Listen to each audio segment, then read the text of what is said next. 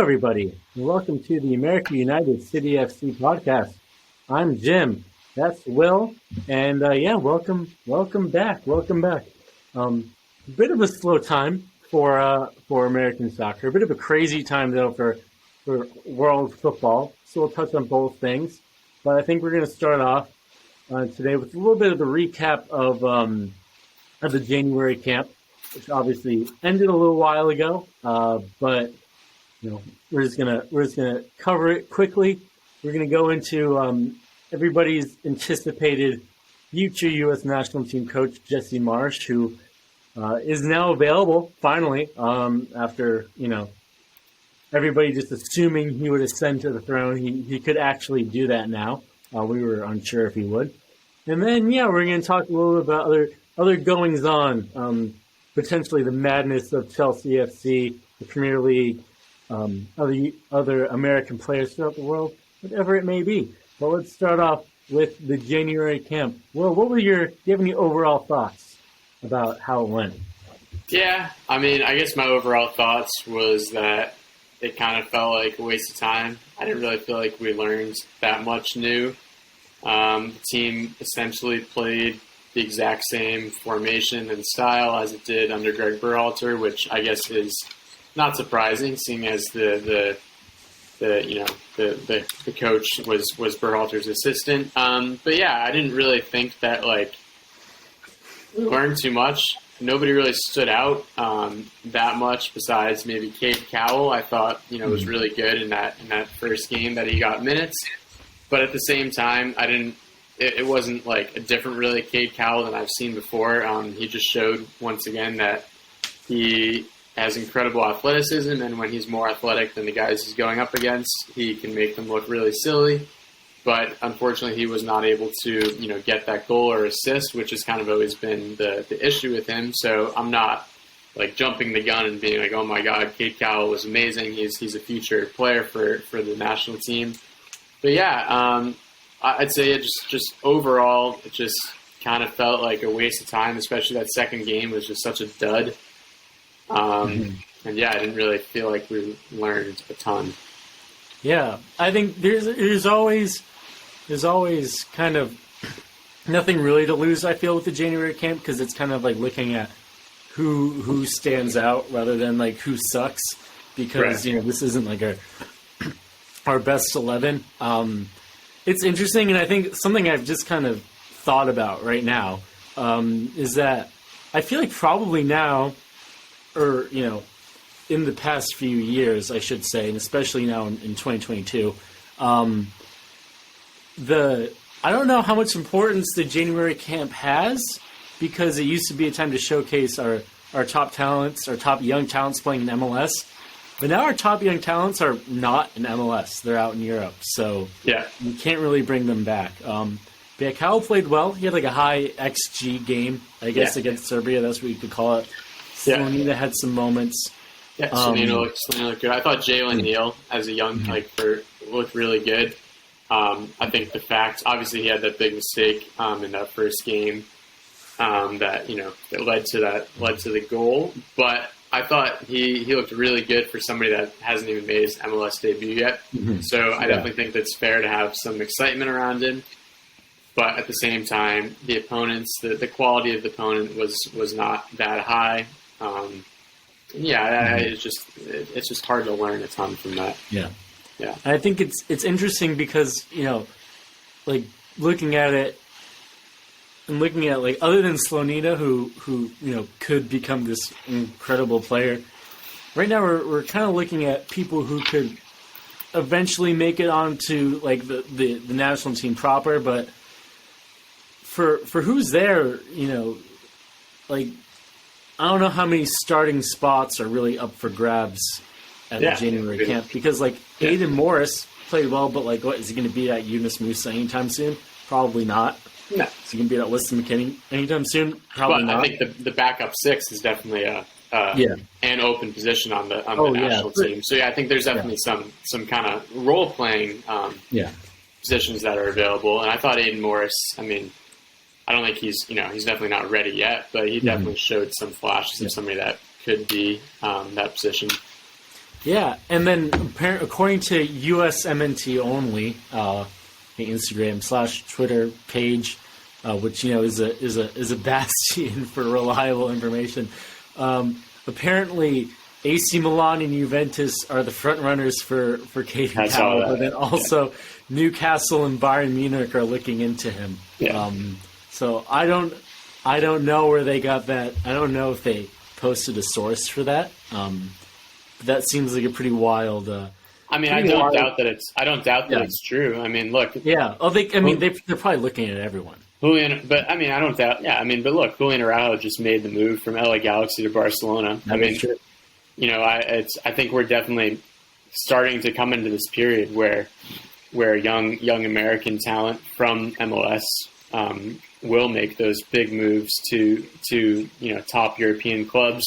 I think mainly because they would, if that player does become huge, they want to be able to capitalize on having a big American talent. So I definitely see, like, from a Juventus or AC Milan or Bayern Munich point of view, there's nothing really to lose with signing Cade Cowell. I mean, he's not going to be that expensive, and he's somebody that they feel like they can have for the future. For him personally, I just don't really like that move. I don't want us to get into this thing that we do over and over of just sending guys who are young just to big clubs, right? Yeah. It's you got to go to a place where you're going to get minutes, and it's the same thing for Julian Araujo. Just went to Barcelona.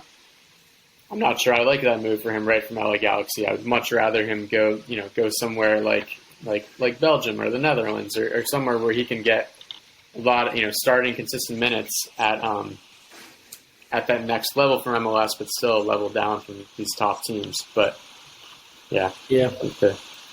We shall see. I mean, they could loan him out, but it is interesting, and you can definitely get lost in these big clubs because if you're not performing, then they don't care. We're looking at how much money these clubs can spend. Right.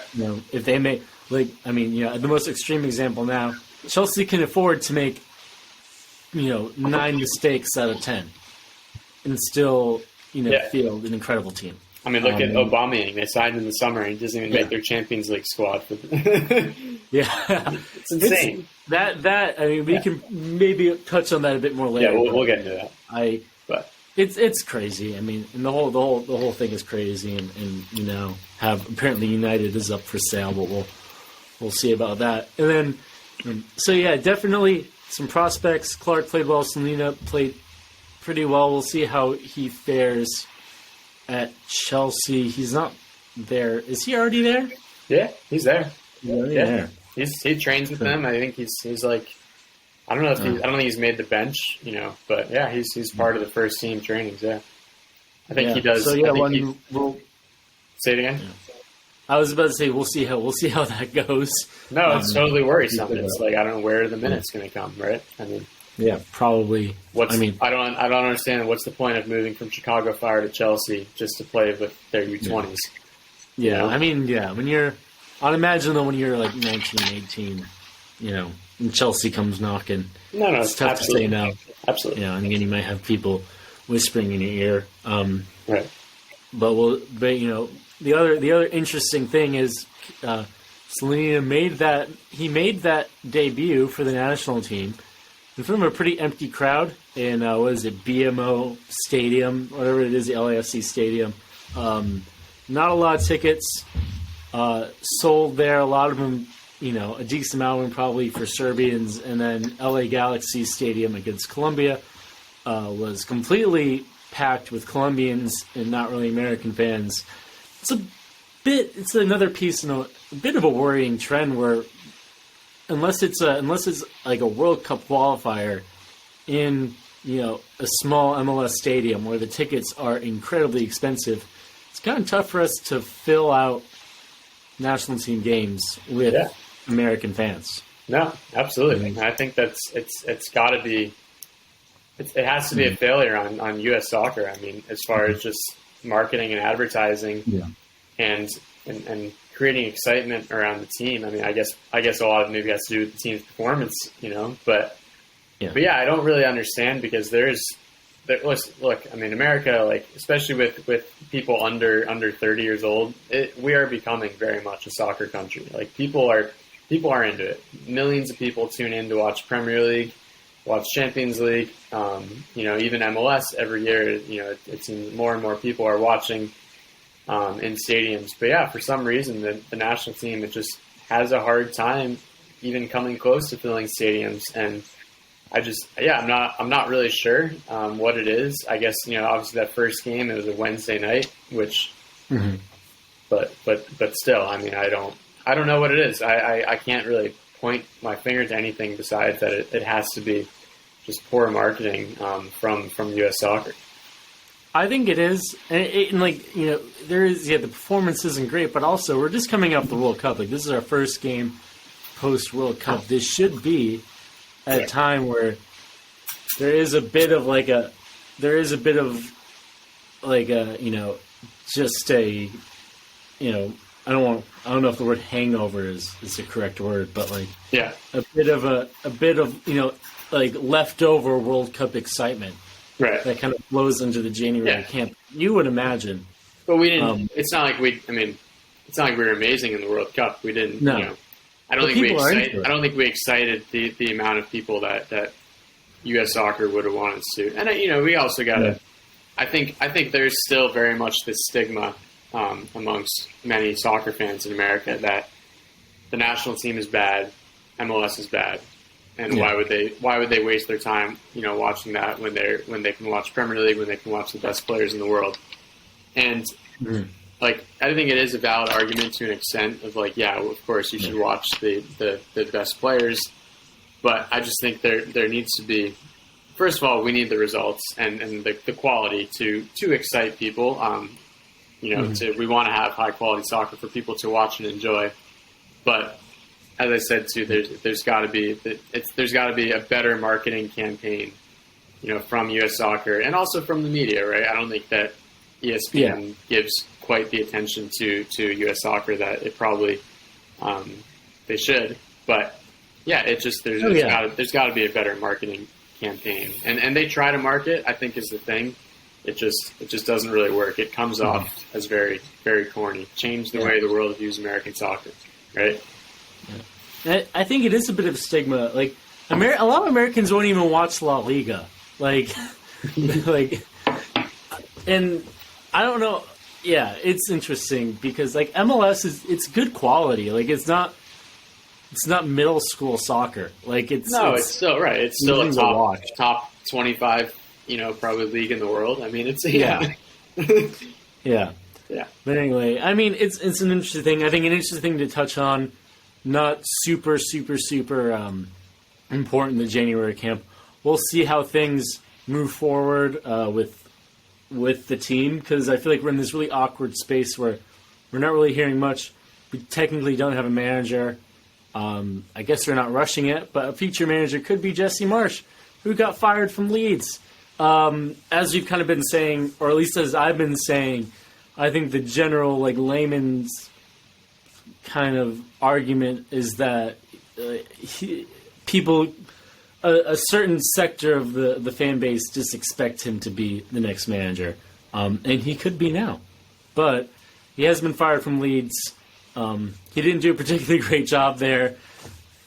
Well, what do you make? First of all, what do you make of his firing from Leeds? And what do you make of his potential as a national team manager? But let's just start with his performance at Leeds, though. So. First off, what I make, I thought it was, I definitely thought it was possible he would get fired before the end of the season. I was shocked that it happened the day that it happened. Right? They basically let him pick players. He picked Weston McKennie, another American, Max Wilber, who is a former player of his at Salzburg, and then Jorginho Rutter, who was, I guess, that a guy that from Hoffenheim that he saw as somebody that fit his system, fit his mentality and philosophy of how to play. And they, if what the West McKinney buy clause is triggered, we're looking at between those three players about $100 million. So they essentially let Jessie Marsch throughout the January window have $100 million to spend on 3 new players, and 3 new players that, him specifically wanted, right? I don't think those 3 players would have come just because that's what the board wanted. That's because Victor Order wanted. Those were, I think, guys that Jessie Marsch identified as people he wanted to play, have to play under him. And then they give him 1 game, right? So there's one after that window, 1 game, the Nottingham Forest game. And that's it. One game, they lose, and he gets fired. So I thought it was definitely, it felt very sudden. Obviously, when you look at results, right, it was 2 wins out of the last 17. Based on that, of course, it makes perfect sense he would get fired. That's a really bad run of form. But then there's also the reality of the situation of Leeds is a very young team. They weren't very good last year. They almost, they came in, 16th or 17th. They were a spot or 2 away from getting relegated. Yeah. As far as where they were in the table, it was, about the same as last year. I think it was maybe even better than where they were at this point last year. And it's a young team that he was trying to get them to play in his style. And these things take time. They take a lot of time, especially, like I said, when the players are young. But I think the reality of the Premier League is that relegation, as awesome as it is, because it makes games so exciting, it's such a daunting thing for clubs and particularly owners and boards because the financial loss of getting relegated is so ginormous that clubs just don't really have the time to rebuild from the ground up. And I think that we see that right now with Leeds. We saw it, same thing with Southampton, really young team, but their manager just wasn't really given the time to build his philosophy with that young team because the prospect of relegation is so daunting that there's just no time, that owners and boards are not willing to let managers have the time. So overall, I understand it. It makes sense. I think it's unfortunate for him just because it wasn't enough time to really install his philosophy in a young team. Yeah. It's interesting because they spent so much money and then they let him go. Yeah. I find it odd. That the interesting thing about the Premier League right now is it's kind of like they're spending American sports franchise money on these teams when there's just not. And the one thing that, and probably the reason why the NFL, owning an NFL team costs so much is just the stability. You're going to be in the NFL. You're going to make a ton of money. Right. Americans spend a lot of money on jerseys and crap. But you just don't have that stability. So you have these owners. We have the 49ers owner, Jed York is investing a lot in the team. People are saying he'll eventually be the owner. So there's probably a lot of desperation, and something I've kind of picked up on from other publications is that they don't, and it makes a lot of sense. They don't really have a plan. They don't seem to have a plan. If they had a plan, they probably would have hired another manager by now. Well, I think their first 2 choices turned down the job. Yeah, and it makes sense though too for coaches. Why would you want to get hired on a team that if they get relegated, and they very well could get relegated, you're just going to get fired again anyways in 4 months, right? Yeah. And one of the people that they had the West Brom manager, who turned down the job, right? And then they had the Rayo Vallecano manager, Andoni Iraola. He has Rayo Vallecano in 5th place in La Liga. Unless you're the most diluted Premier League Premier League absolutist. Yeah. There probably was. I think there's a Dutch manager, right? Too. They reach out to Feyenoord manager. Yeah, right. I think, and he's 1st place in Eredivisie. Right. That's a big deal for Feyenoord. I think you hit on the head there. I think there is this kind of Premier League arrogance that any manager from anywhere, any other league, no matter how he's doing with that club, is going to want to manage a Premier League team. So we can just snatch anybody from Spain or the Netherlands. And I think that is kind of the Premier League arrogance. Iraola could be coaching in the Champions League next year with Rayo Vallecano, or he could be in the championship with Leeds. Like, Well, he wouldn't it's even. not really. I mean, whoever gets hired, if they get relegated, they're going to get fired at the end of the year. And like, I don't. Yeah. It's hard to imagine them staying on. Yeah.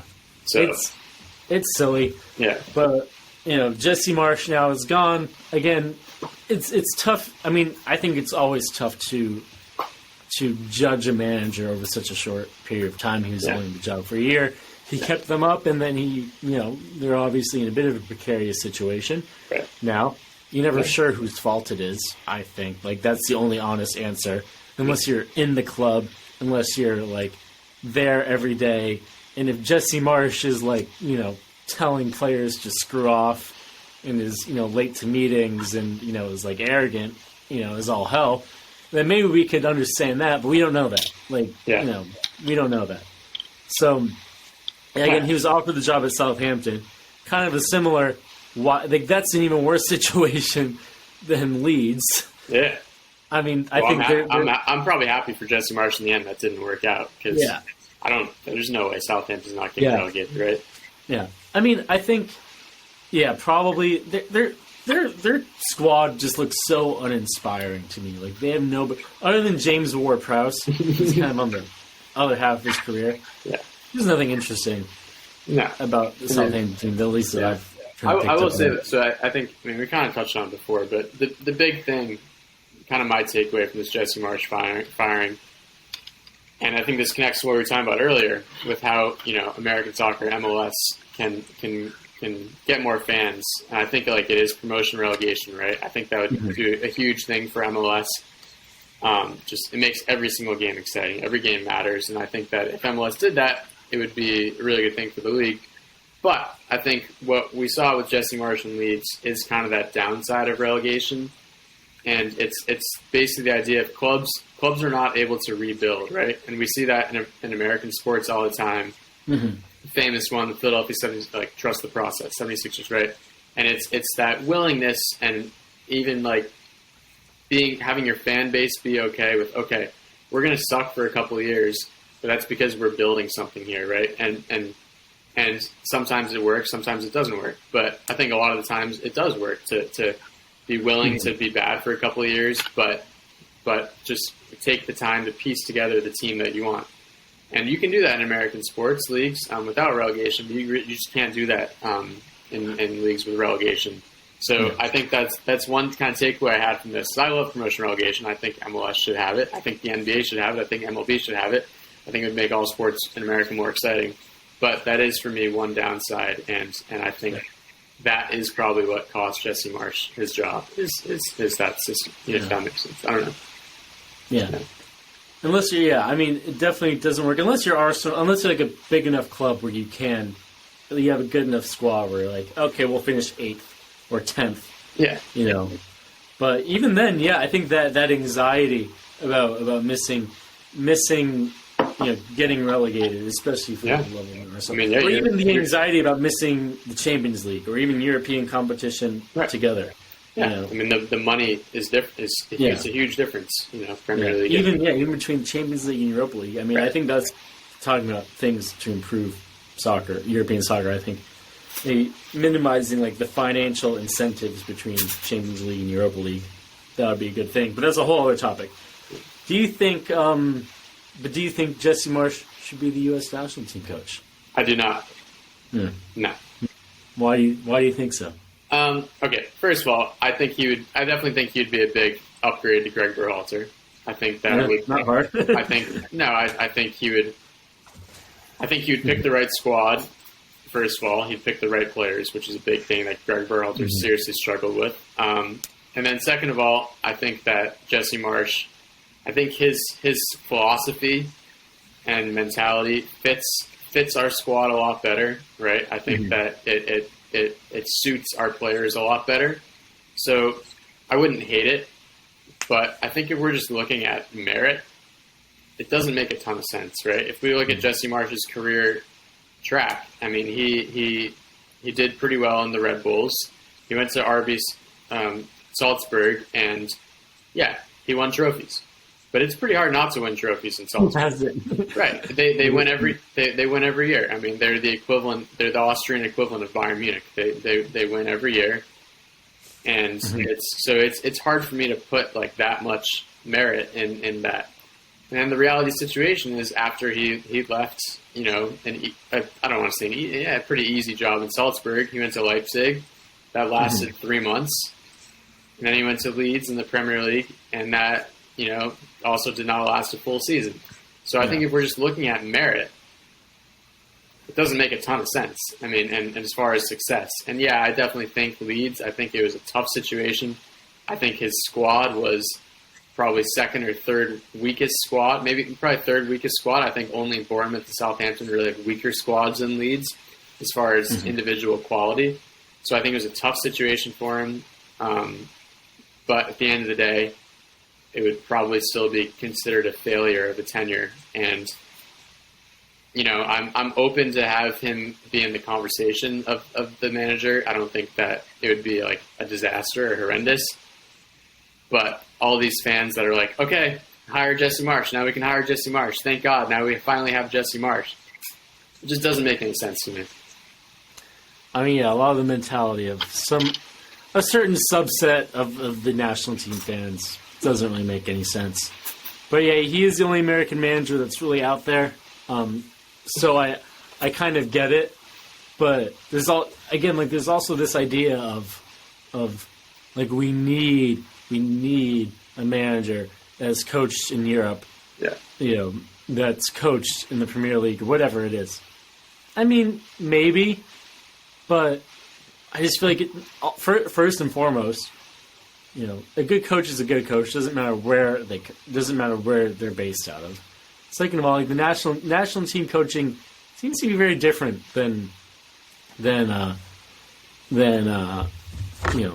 club coaching and also like I think good coaches can kind of come from anywhere. Look at Morocco's national team coach. Like he had no experience in any top level, right? And he did a great job.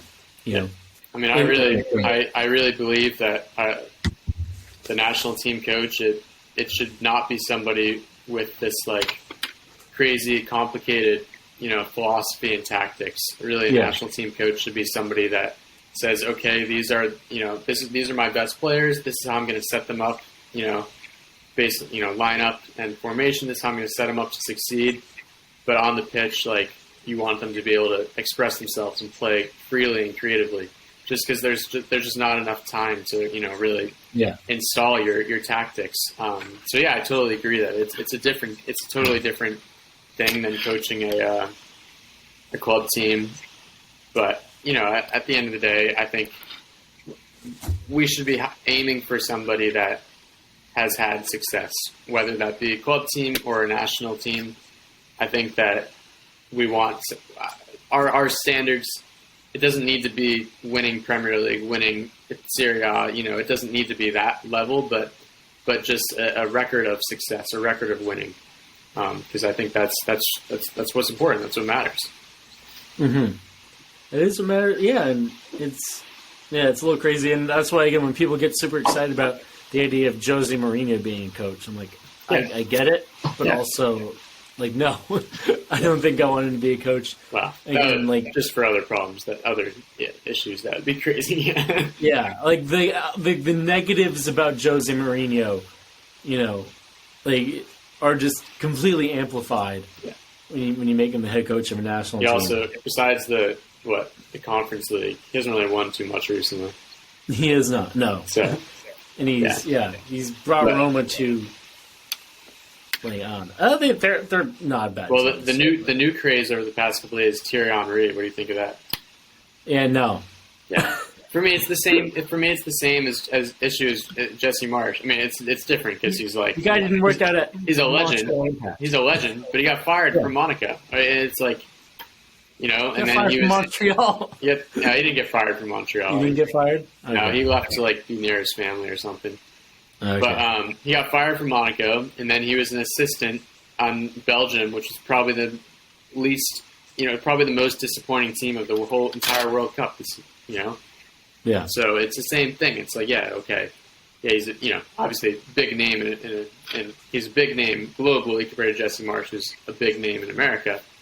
But it's like we got to look at these guys' track records. Just because they have this name and this pedigree, it doesn't mean anything if they don't have success winning trophies as a manager. And besides Jesse Marsch at RB Salzburg, which is a place that I think even Frank Lampard could probably win a trophy.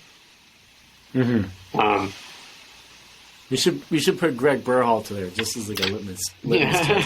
How easy is winning the Austrian Bundesliga and with RB Salzburg. And let's also remember he had Erling Haaland. That's what I'm saying too. Yeah. He had Erling Haaland. We didn't know how good he was then. Yeah. We were all like, this guy is incredible. He almost beat Liverpool once or whatever. He did beat Liverpool, right? He did beat Liverpool. And then he had an epic halftime team talk. It's crazy. Under Jesse Marsch at Salzburg, he had Minamino, he had Kareem Adeyemi, he had Hwang Hee-chan, Mm-hmm. he had Patson Daka, he had Erling Haaland. Erling Haaland. Like, we didn't know how good Erling Haaland actually was back then, but now we do. It was like, of course he won. Did he have Upamecano too? He may have. He was on a... Yeah, he had Upamecano. I don't know if... Upamecano played for Salzburg for 2 seasons. I don't know if that was before or after this, but the bottom line is it's hard for me to be impressed. That's a really good team. That's a really good team for an Austrian Bundesliga side. Like, holy crap. Yeah. It's interesting. He wouldn't be my first choice. I don't even know who my first choice would be. Brian Schmetzer. There we go. Let's hire Brian Schmetzer. Yeah. I don't know. But yeah. Speaking of Brian Schmetzer, speaking of MLS, the MLS season is back, Will. The MLS season is almost back. It's going to be here in a week. We can maybe do a proper warm-up episode with a bit more time to prepare. But it's exciting. It's exciting. What are you most excited about for this upcoming season?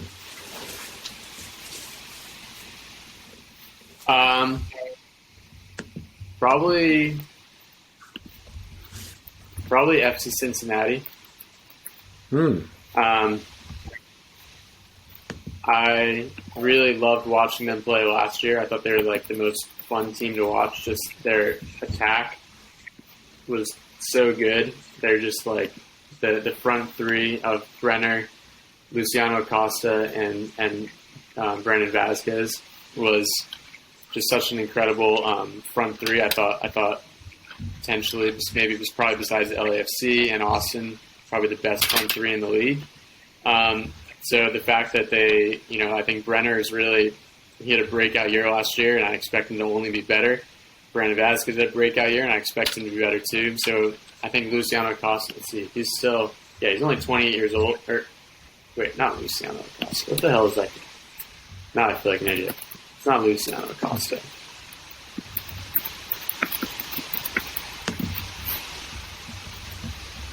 Yeah, it is Luciano Acosta. I don't know what I was thinking.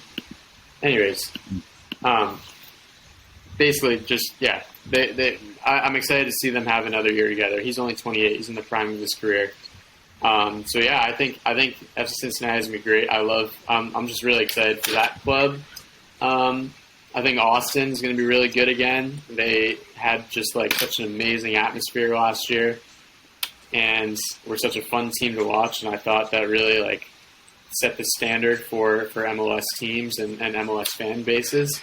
So yeah, I'm excited. I'm just excited for I live on the West Coast, so I'm excited to be able to watch soccer past 11 a.m. I guess I'm excited for it. But yeah, I don't know. It's gonna be a good year. I'm pumped. Yeah, I'm excited for Roman Berkey on St. Louis, whatever. Yeah, St. Louis City United FC. St. Louis City, SC. Oh, they're in SC. It's a soccer They're club. Actually, I don't know if it's a soccer club or a sporting club. Let's see. They're it doesn't say. They're just SC. Soccer club. Okay. Full name, soccer club. Yeah. Also, Jack McGlynn. Jack McGlynn's going to have a breakout year for Philadelphia Union. I thought he was so good last year. I was kind of worried he was going to move to Europe this year. I'm very happy he did not, and he's going to get another year in MLS to develop. But I've been saying it for a while. Jack McGlynn has currently has a Premier League level left foot, and if he can round out, the rest of his game, I think he could be a really, really, really good player. So yeah, Jack McGlynn, I'm really excited to see, and I think he started a lot of games last year, but definitely was not like. He started more when there were injuries. This year, I expect him to start pretty much every game, and yeah, I'm excited for that. Yeah, I gotta think about what my first game will be. I'll have to have some free time, so I'll have to drive down. None of really the options within my range are very exciting Yankee at the moment. Stadium, Red Bull Arena. Culture-wise, like the teams are good. Yeah, but the teams are okay. New England will probably be all right. New York teams aren't. You know what I'm not excited for? What? Sounders. You're gonna suck. Oh gosh. Yeah, we'll see. I mean, it's gonna be rough, and it was so sad. It was honestly so sad to have, an MLS team finally get to the Club World Cup, and my favorite MLS team get to the Club World Cup, and a team that had been probably for, a few years the most talented team in North America, finally get there and just be just a hollow shell of, of what they've been. Yeah. They're washed. They're old. They're washed. I mean, it's just... And then it's not that anyone really cares about the FIFA Club World Cup beyond, just like the novelty of seeing your team play. I mean, I think it's a big deal for everyone except for the European teams. Like, if the European teams gave a crap, I think about beating Flamengo or I still don't I don't think many people in America were watching, probably outside of Seattle fans. No. But I think it was a huge missed opportunity to play Real Madrid, to have an MLS team play Real Madrid in a competitive game. It was too bad. And the nature that Seattle played, I mean, it was just like they just did not even look. I mean, they looked awful. I mean, I'd be very much looking forward to a hopeful time in the future when the Sounders could get back there. 'Cause, I mean, that was just the thing I felt was like, I can't believe we finally made it. Yeah. To that level. And it's just like that's what we did. That's what I don't understand though is they've had the entire offseason knowing that this Club World Cup is coming up, which is a huge accomplishment. And then you make no signings besides a Bear, a 31-year-old striker. That's the only attacking signing they made. And like they struggled scoring goals last year, especially towards the end. I mean, like without Rui Diaz, they had no clue how to score goals last year. Yeah. And Lodero's what, 35 now? 35. Yeah, something like that. And he's still the starting 10. He's 31 or 33. But he's slow. He's still the starting 10. Rui Diaz is still your starting striker. I think Rui Diaz, the same thing, 33, 34. Yeah. Jordan Morris is just, I'm sorry, but after his second ACL, he's just bad. He's just not good anymore. Yeah. And and it's just, what are you, I think and this is what upset me about the Sounders. I felt that in the lead up to and after the Champions League final, when we won, right, we won the trophy, a huge accomplishment. The marketing was that the Sounders are a big club. They're the biggest club in MLS, and and we are the standard now for what an MLS club should be. But as we were talking earlier with big clubs in Europe, part of being the big club is having the mentality is no matter what you've done for us in the past, if you are not playing well anymore, we don't care. We will replace you, and we will let somebody in to get minutes. but I think there's just like, and I really believe it's a cultural like Seattle mentality of just being too nice and too loyal that the club is not able to move on from Ladero and from Jordan Morris and from Rui Diaz and Freddie Montero. And I think it's like it's a loyalty and like being too nice as a club and wanting to support these guys that got us to where we are.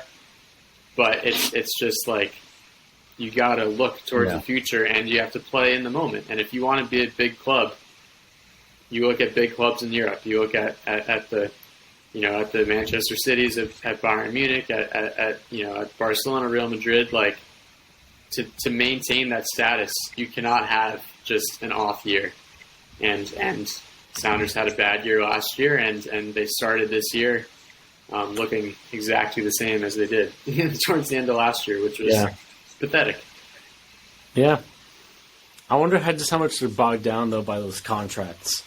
Yeah. With Ladero and Rui Diaz and Morris and Fry. And the Fry's still pretty good, but yeah, I think, all those guys. I don't know. I just look, and the whole MLS, selling and buying players and making trades. Like the laws are so unbelievably complicated that I'm not going to pretend to know what they are. But I wish that if a club like the Sounders, I think big clubs are good for the league. I think the idea of bigger clubs and smaller clubs, I think, is a good thing for the league. And I just wish that the Sounders would be like, okay, we are a big club. We have one of the highest attendances. We have a big fan base. We've won the most trophies in the last 10 years of any other MLS club. Let's be a big club and let's go and buy Cade Cowell from the San Jose Earthquakes, a smaller club. And like that's the mentality that I wish they had. But yeah, I don't know. Yeah. Yeah. And I mean, the guy they did bring in, Rusnak, just as like their DP last year. Yeah, because they don't even play. They play him out of position because. I mean, I think I would bench Ladero and let Rusnak play as the 10, but they're not going to bench Ladero. It's because it's loyalty. I don't know. Yeah. We'll talk about living in the past. Talk about living in the past. Not even that far in the past. We had our segment, which was that article is dumb. How about that article of clothing is dumb? That's our new what we're doing. So Will, just out of curiosity, even though you probably know what I'm going to talk about, how long deep into the past minimum is it acceptable to bring out a throwback jersey? What's the year amount? 20 years. 20 years? Yeah. That's pretty solid. Yeah, looking at really early 2000s. I'd say like 90s, like 90s throwbacks. Like when the style is properly different. And like I think when we can like finally like appreciate like a different like a bygone era in culture. Yeah. For me it's 20 years with minimum. Yeah. What about 6? That's what Atlanta United have done. Still one of the newest franchises in MLS, believe it or not, despite the fact we've had so many new teams as of late, all with the United City FC SC moniker. Atlanta United have gone and done themselves a throwback kit from 2017. Are you able to bring it up? I am able to bring it up, Will. I am able to bring it up. So we have here. So, as some of you may know, because this is essentially a recycling of a YouTube channel. Will and I had a YouTube channel called The Pregame, where we went to teams. We went to different. We went to different stadiums. It was a lot of fun. We didn't have any money. to go far out and wide. But when we were eventually dreaming up the channel, this was in 2017, we thought it would be really, really awesome if we went to like one of the first ever Atlanta United games in Mercedes-Benz Stadium.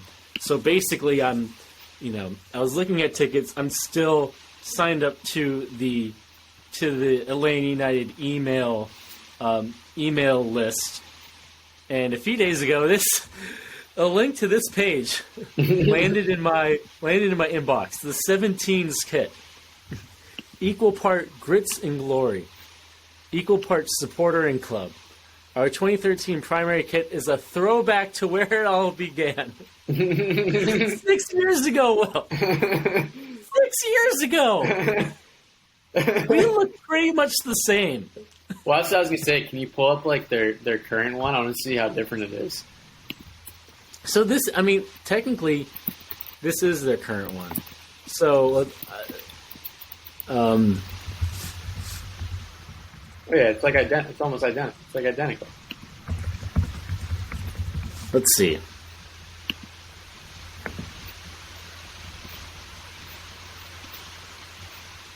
Okay. So here's I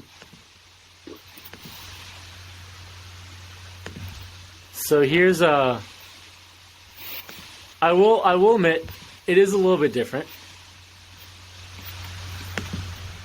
It's not that different. It is a little bit. But they still have. Yeah, no, it's absurd. They still have the same shirt sponsor. Yeah, that's tough. It's still the sponsor, yeah. They still have the same shirt sponsor. They're probably hoping Miguel Almiron will reappear in that 17s jersey. Yeah. Okay, most of the people on their... this is on a yearly thing. Their colors, their logo is exactly the same. Their logo is exactly so. Their logo is exactly the same. They're so basically just looking through this in 2020, they pretty much had the same kit from 2017 to 2020.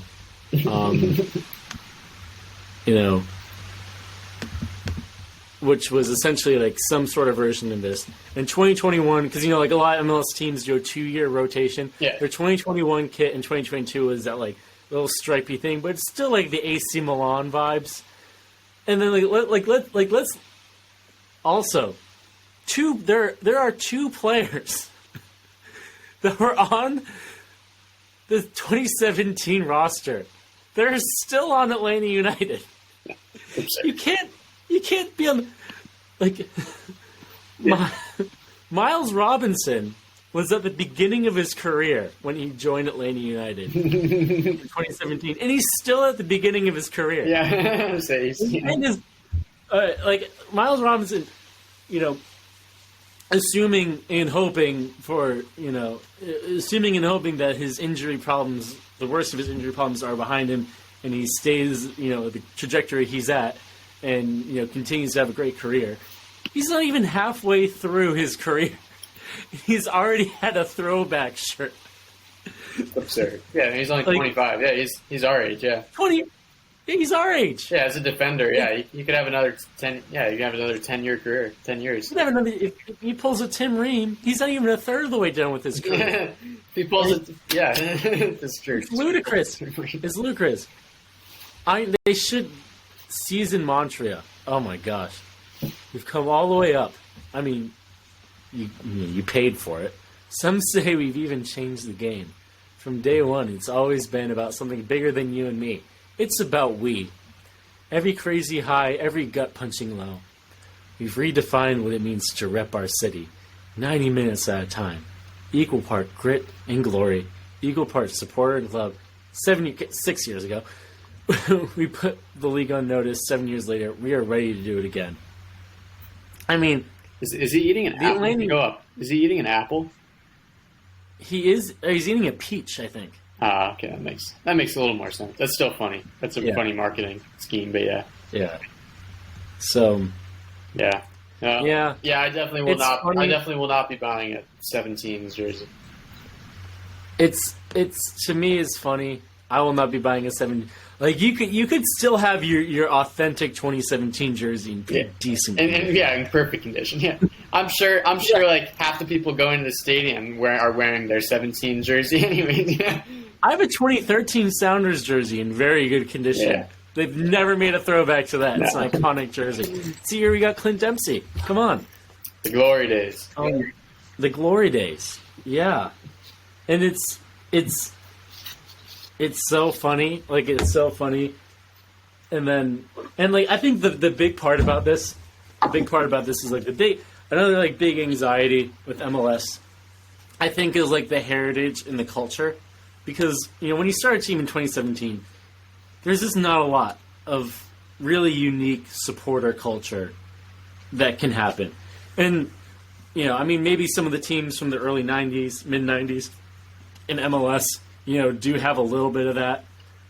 Obviously, like the Cascadia clubs, which have been around in some form or another since the 70s, Right. have a pretty good supporter and pretty rich supporter culture. But that comes from time. Yeah. Like, that comes from, fans coming up with fun and interesting things. It comes from history. It comes from, years of kind of rolling, players coming and going, trends coming and going, and taking it from that. And, like, I think so much, like, a lot of these MLS teams, they're trying to, like, force that heritage and that culture, like, down the fans' throat. Mm-hmm. And what it ends up with is stupid crap like the 17s. Like, this is our heritage. This is our culture. This is where it all began. Yeah. It began 6 years ago. Yeah. Like, come on. Yeah. It began 6 years ago. As I said, gotta wait 20 years. 20 years. Yeah. That's the mark. I think. Yeah. You gotta wait 20 years. At the very least, you gotta wait 20 years. Like, you gotta have, like, a general, like, you gotta have a general, like culture, like a legitimate culture and style change, I think. Yeah. To do. It's gotta be from, like, an era that was genuinely in the past. And that's just not the case. Like, that's just not the case. Like, 6 years, grand scheme of things, is not that long. Like, a lot of the musicians, a lot of the, that were famous then are still famous now. A lot of the players that were still prominent, then Right. are still prominent now. Like, Miguel Almiron and Joseph Martinez could still be on the team if they wanted to and playing nearly as good. You really shouldn't have a throwback jersey to that. Or, Miguel Almiron would probably be playing way better. But it's stupid. It's dumb. I'm really, these are the kind of things where, like, obviously I love the MLS because it's their home league, because I can go to games, But, oh my gosh, this crap needs to stop. Like, this is the most heinous thing I think I've seen in a very long time. But It's really got you upset, huh? it's just so silly. Yeah, no, It's just so silly. And I think it's more of just, like, these new teams, with, like, these generic logos and these generic names are trying to manufacture this identity. And, like, you just need to give it time. Mm-hmm. I don't know. For sure. You just need to give it time. But All right. there's no promotion or relegation. You have all the time in the world. That's true. You're going to be the MLS in 50 years. I can guarantee you. I hope not. I hope we just get some relegation soon. Yeah. But Yeah, we'll see. anyways, I got to eat some dinner here in a sec, so Yeah. probably. But yeah, I think that's a good place to end. We can actually finally do one of these things in less than an hour, which will be nice. We can get together soon to do a proper analysis of the upcoming MLS season, which will be very exciting. And yeah, it'll be fun. See you later. All right. See you later.